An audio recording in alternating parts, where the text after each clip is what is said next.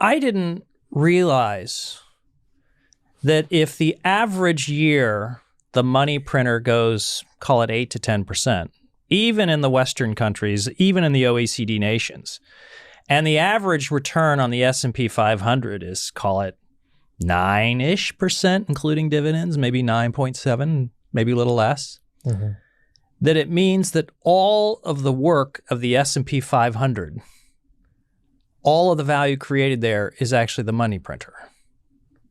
That to me was startling.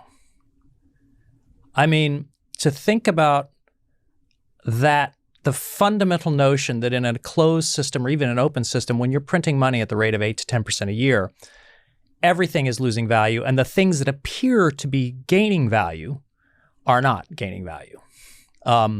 They're just keeping you even. So you can put all your money in the S&P 500 and you're not gaining any relative wealth at all. That's a startling insight. I mean, when you really think about the entire value of the S&P 500, on average, over a long period of time, not even a long period of time, is equivalent to the money printer. That's, to me, a shock.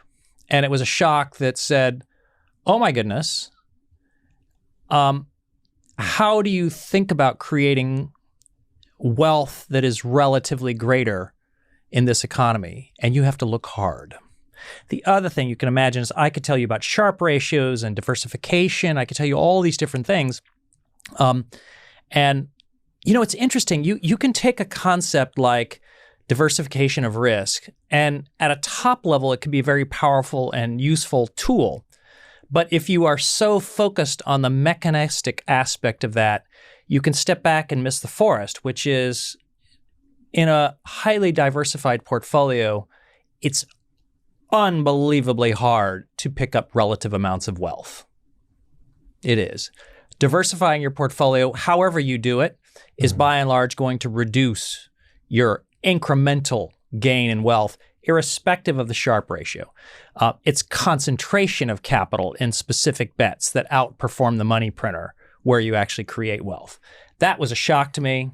I just didn't get it. I didn't understand it. Even though I taught finance for 20 plus years. I'm still a professor at NYU Stern, at Stern Business School. I've taught strategy and finance for technology, media, and entertainment companies.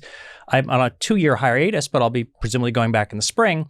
For 25 years, I have almost, actually more than 1,000 former students. And I still didn't get it until I'm age 58. That's the Bitcoin journey.